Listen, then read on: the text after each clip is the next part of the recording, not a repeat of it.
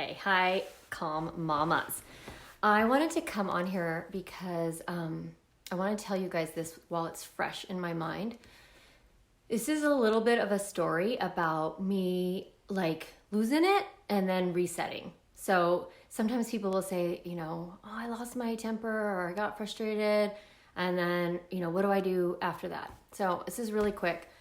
But yesterday, one of my boys was like, just kind of creating a little chaos around emptying the dishwasher. He was being really grumpy and sort of, yelling at his brother.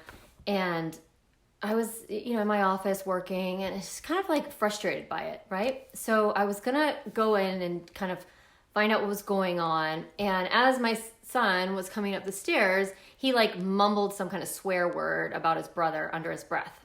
So for whatever reason, I was just like, that's it, you're done, give me your phone right now, which is the consequence model, right? So he had a behavior, I didn't like it, I went right into takeaway.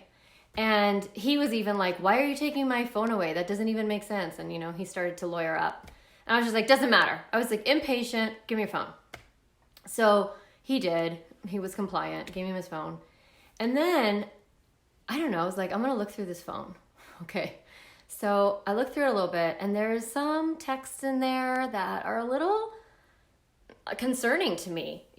I'm reading just some swear words and some negative self-talk and some negative just stuff going on. And it's so interesting when that stuff happens to us, like the panic that comes up. And my first thought was, oh my God, he shouldn't have a phone. Like, he has this phone and he's doing all this bad stuff on his phone, saying all this stuff on his phone. I'm gonna take away his phone. And I'm still stuck in the consequence model of the problem is based on what the kid is, doing. That's the problem, is the behavior. Instead of the connection model that I teach, which is what's driving this behavior. So at first I panic. I'm like, I have to take away his phone and that's it. Where's this influence coming from? Are these his friends? Is this the music he's listening to? And I'm starting to think of all the things I need to take away in order to teach him. Because that's the consequence model, right? They'll learn if they have a punishment. But then I caught myself and I'm like, wait a second, let me coach myself through this and figure out how to get back on the parenting path. And I'm like, here are some texts with the F word, with like, I don't want to get into specifics because I want to respect my son's privacy, but just like negative self-talk, negative view of the world. And I was feeling, instead of panicking, I got curious. And I was like, I wonder what's going on here. So I reset myself and got some perspective on this is an opportunity to learn what is going on in my kid's head, what is going on in his world. I can use these, instead of punishing him, I can use them for connection. So I wasn't still sure what I was going to do, and he came down and he was like, can I have my phone back? And I was like, ooh. And I said, hey, I was reading some of your texts and I just wanted to ask you, like, is anything going on? I heard, and I was really neutral. I was like, I read this specific text. I read this one. You said this, you said that. I'm just curious, is there anything going on? Remember, the consequence model, I want to take everything away. I'm going to take away the phone, take away the music, take away the friends, take away because I want to stop it.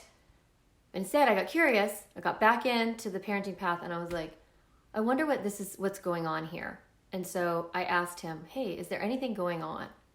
And when I did, he opened up a whole big emotional story about struggles that he was having in his environment at school.